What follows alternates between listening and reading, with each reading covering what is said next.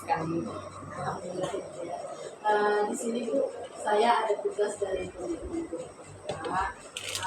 yaitu mewawancarai kepala sekolah dan salah satunya itu sekolah yang tempat saya mengajar. Jadi saya mohon waktunya sebentar, bersedia ya Bu ya? Bersedia dulu nggak apa-apa. Nah, begini Bu, selama ini bagaimana Ibu dapat mengidentifikasi kasus-kasus yang merupakan dilema etika atau dilema rujukan yang ada di sekolah kita ini?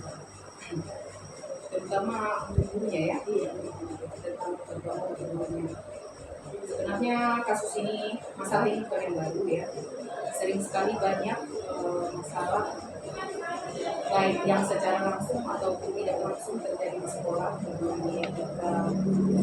baik sesama gurunya ataupun dengan siswa secara khususnya di kelas.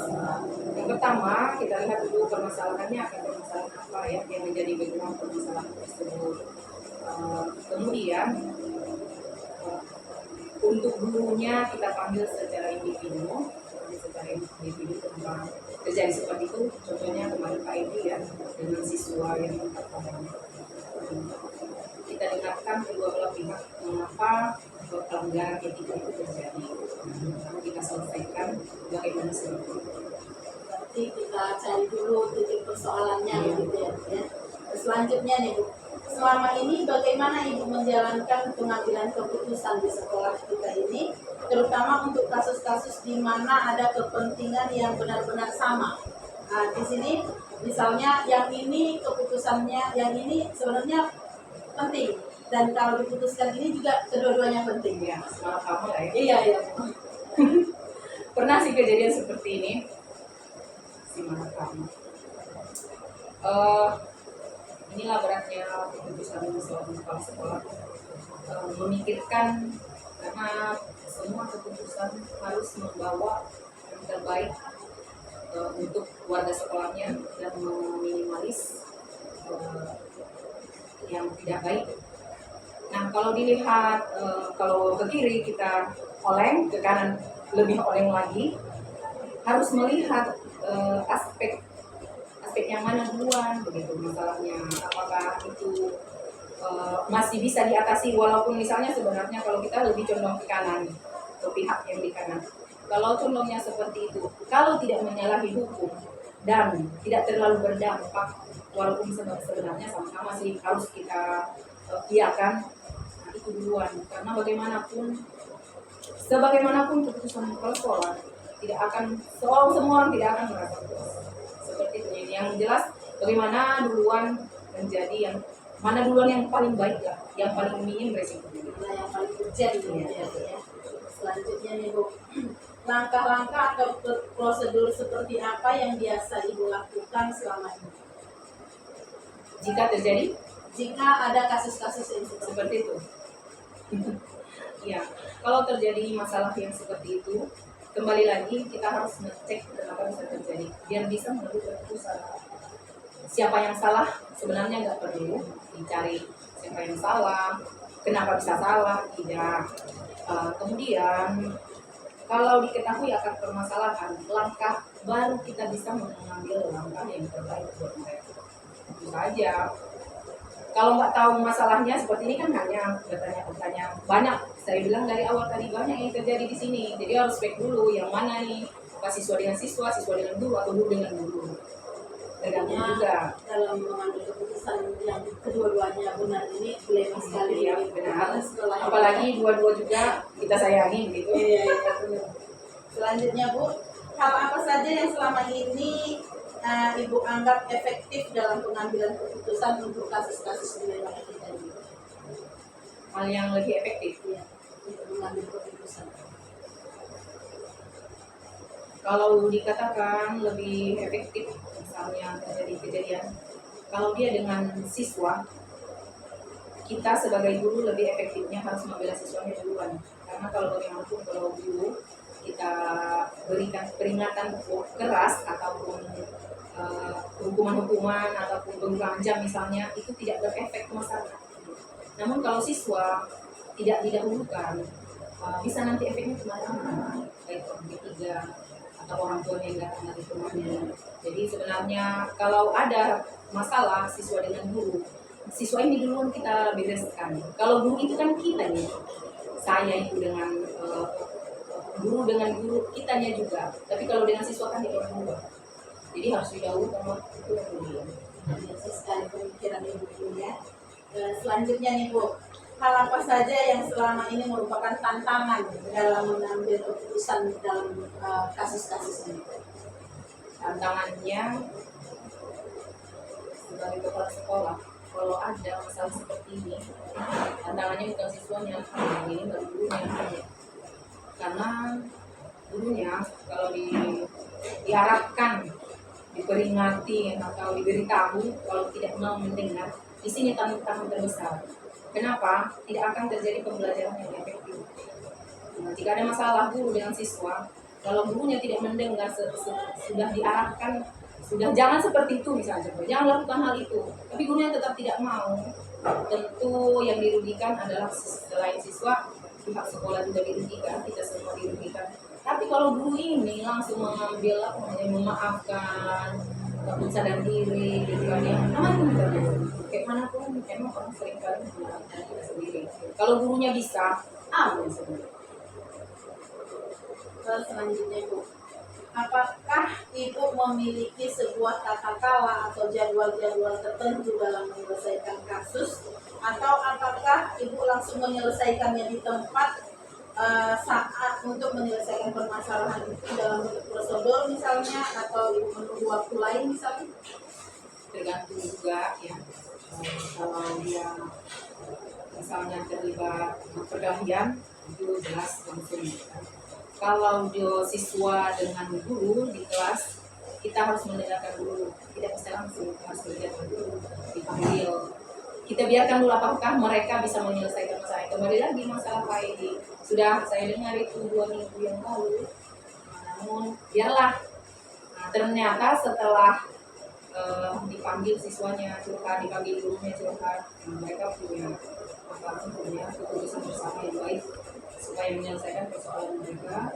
Jadi untuk secara berkala melihat masalahnya juga, mana yang harus langsung dibuat keputusan, mana yang tunggu dulu. Banyak yang harus dipikirkan. Ya, banyak kali pertimbangan dalam mengambil keputusan ini ya Bu ya. Selanjutnya ya Bu, adakah seseorang atau aktor-aktor yang selama ini mempermudah atau membantu Ibu dalam mengambil keputusan dalam dilema itu? Jelas ada banyak. Kita kan punya di sini guru BK, guru kesiswaan, guru wali kelas. Nah, semua pertimbangan itu, apalagi kalau kita adakan pertemuan, rapat dulu, bagaimana seharusnya kita membuat. Jika masalahnya sudah kemana-mana, tentu kita adakan rapat. Mempengaruhi benar. Semua saran-saran dari guru tentu harus kita. Terakhir nih Bu, dari semua yang sudah kita bincangkan, pembelajaran apa yang Ibu petik dari pengalaman Ibu dalam mengambil keputusan dilema itu tadi? Ya, pembelajaran yang diambil banyak sebetulnya. Salah satunya itu dalam mengambil keputusan tidak bisa keputusan diri sendiri. Yang kedua, dilibatkan semua stakeholder dari sekolah, guru, wali kelas, kalau bisa orang tua. Sebenarnya bagus juga sering-sering mengundang orang tua ke sekolah, karena bagaimanapun kan mereka ada anak siswa itu ada orang tuanya. Kemudian komite, jangan lupa melibatkan komite dan mendengarkan pendapat orang lain. Luar biasa sekali pengalaman yang disampaikan, bisa juga menambah wawasan saya nanti ya Bu ya. Nah, terima kasih banyak Bu atas waktunya. Maaf sudah mengganggu waktu Ibu dalam menyelesaikan tugas. Mungkin sampai di sini pertemuan kita hari ini. Kalau ada nanti bisa ya Bu ya, saya minta lagi waktunya ya Bu ya. Terima kasih Bu. Assalamualaikum warahmatullahi wabarakatuh. Waalaikumsalam, sukses selalu. Terima kasih.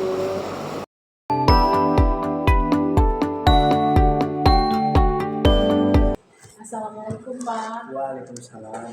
Apa kabar nih Pak? Akhir-akhir ini agak kurang sehat, cuaca agak mendung. Iya, Pak ya, kurang stabil cuacanya ya.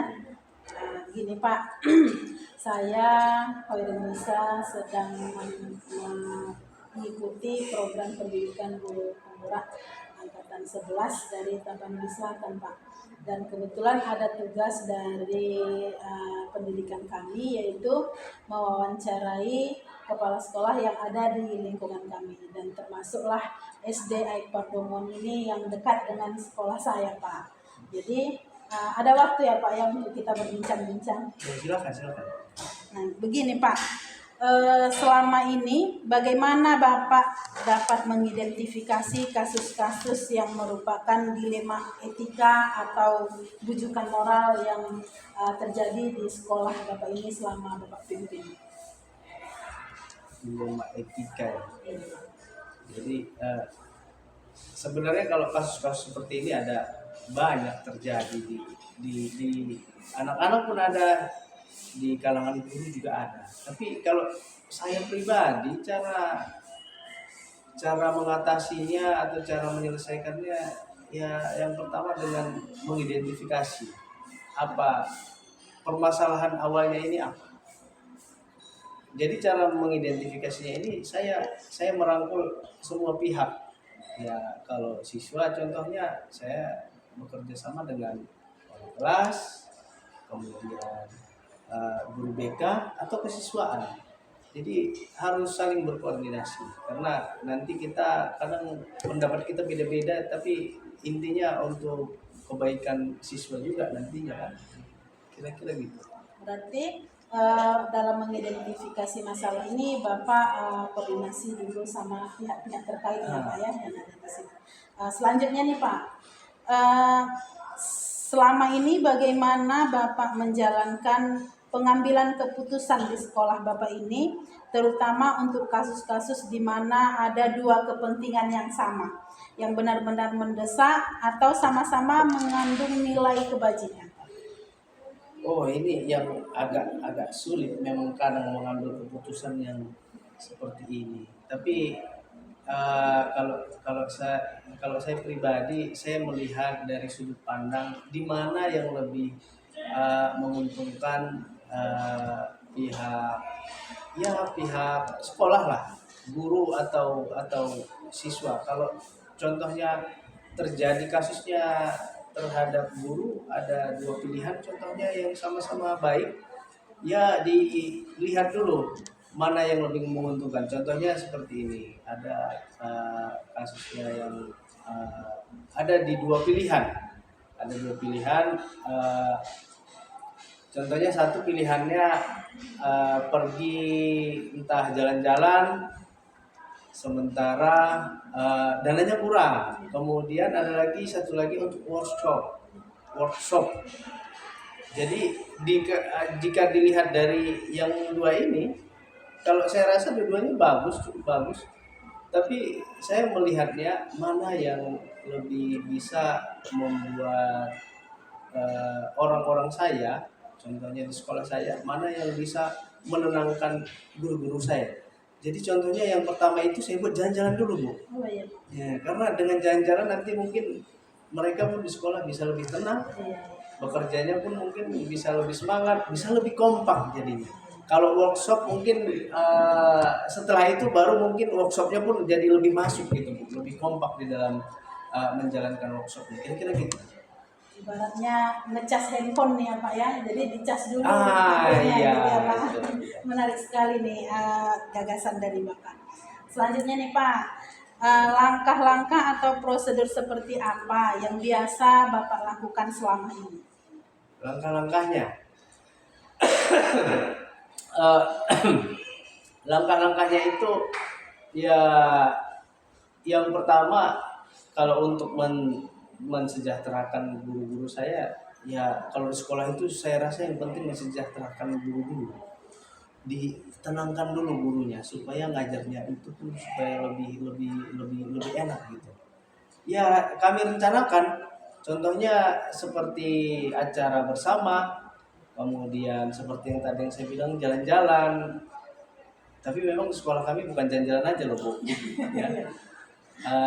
Intinya untuk membuat kekompakan lah. Kemudian ada acara wirid juga untuk membuat kekompakan, ada acara arisan, Memupuk kekeluargaan ya Pak memupuk ya. kekeluargaan. Karena saya lihat, saya juga pernah menjadi guru biasa, Bu.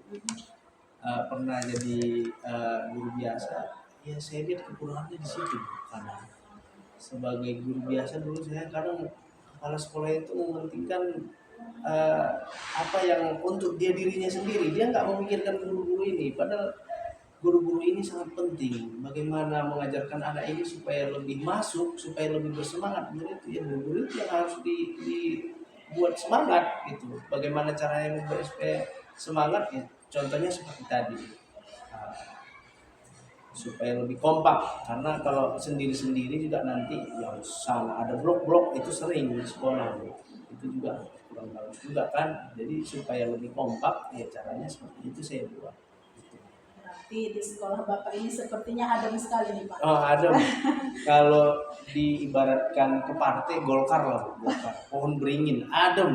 Oh gitu ya Pak ya. Selanjutnya Pak, hal apa saja yang selama ini Bapak anggap efektif dalam pengambilan keputusan pada kasus-kasus dilema etika ini Pak? Hal-hal apa saja yang apa tadi? Hal-hal apa saja yang Bapak anggap efektif dalam pengambilan keputusan, yang paling pas dalam mengambil keputusan dilema etika ini Pak? Hal-hal apa saja ya? Hal-hal apa saja untuk menentukan keputusan. Jadi intinya kalau saya itu aja, Bu. Kalau mengenai hal-hal yang seperti ini, dilema etika, yang saya utamakan adalah kepentingan bersama dulu. Kepentingan bersama. Bagaimana kepentingan bersama itu? Ya saya bisa juga membuat kepentingan saya, bukan? Saya buat kesenangan saya. Ya sama guru-guru lain nggak cocok. Dampaknya apa? Ya ke sekolah kita. Itu, Bu. Ke sekolah kita, ke anak-anak kita. Nanti sekolah kita nggak bersih, sekolah kita nggak aman dan damai, nanti barang-barang hilang gitu, anak-anak nggak teratur gitu. Nah, jadi seperti itu kira-kira, Bu, yang saya buat. Artinya tidak ada yang dirugikan ya Pak ya, Tidak antara ada yang kedua dirugikan, ya. kedua belah pihak begitu ya Pak ya. Berikutnya Pak, hal apa saja yang selama ini merupakan tantangan dalam pengambilan keputusan di kasus dilema etika ini Pak? Tantangan-tantangan yang sudah Bapak hadapi. Tantangannya banyak sekali, Bu. Tantangannya dari internal, dari eksternal juga ada. Contohnya di dalam ruang dan guru itu tantangannya banyak sekali. Nggak semua keputusan yang saya buat itu selalu setuju dengan guru-gurunya semua. Ada banyak juga yang bertentangan. Tapi itulah kita di sekolah ya, kepalanya beda-beda, otaknya beda-beda kan, pemikirannya beda-beda. Tapi intinya ujung-ujungnya ke situ juga. Intinya kita memikirkan untuk yang lebih baik. Tentunya gaya kepemimpinan setiap orang itu berbeda ya. Iya, beda-beda. Selanjutnya Pak, apakah Bapak memiliki sebuah tata kala atau jadwal tertentu dalam sebuah penyelesaian kasus dilema etika ini? Atau apakah Bapak langsung menyelesaikannya di tempat atau memiliki sebuah jadwal untuk menyelesaikannya dalam bentuk prosedur seperti apa yang Bapak jalankan? Kalau saya dulu pernah pengalaman, Bu, hal seperti ini di sekolah saya dulu. Jadi waktu itu penyelesaiannya ya secara langsung. Jadi saya pun di sekolah ya secara langsung. Contohnya bermasalah ada 2 orang guru atau 2 orang siswa, ya saya koordinasi langsung dengan kalau siswa dengan guru yang terkait. Kalau guru ya saya panggil pertama satu-satu, baru saya panggil dua-duanya. Di mana letak permasalahannya? Kenapa bisa seperti ini? Tahu nggak dampaknya apa terhadap kita, terhadap sekolah kita, terhadap anak-anak, terhadap kinerja kita? Jadi sangat luar biasa sekali kalau kita di sekolah ini tidak aman dan damai. Begitu juga gurunya, siswanya juga. Berarti Bapak tidak mengulur-ulur waktu ya Enggak. dalam menyelesaikan permasalahan gitu. Iya, saya cepat-cepat aja, Bu. Iya Pak. Selanjutnya nih Pak, adakah seseorang atau faktor-faktor yang selama ini mempermudah atau membantu Bapak dalam pengambilan keputusan di kasus-kasus dilema etika ini? Atau Bapak berperan sendiri atau bagaimana? Kalau menyelesaikan kasus-kasus seperti ini, saya tidak sendiri, pasti saya merangkul juga pihak-pihak yang lain. Contohnya seperti kalau siswa ya orang tua siswa, kemudian guru-guru yang lain, kemudian ketua komite, saya rangkul bagaimana supaya lebih baik.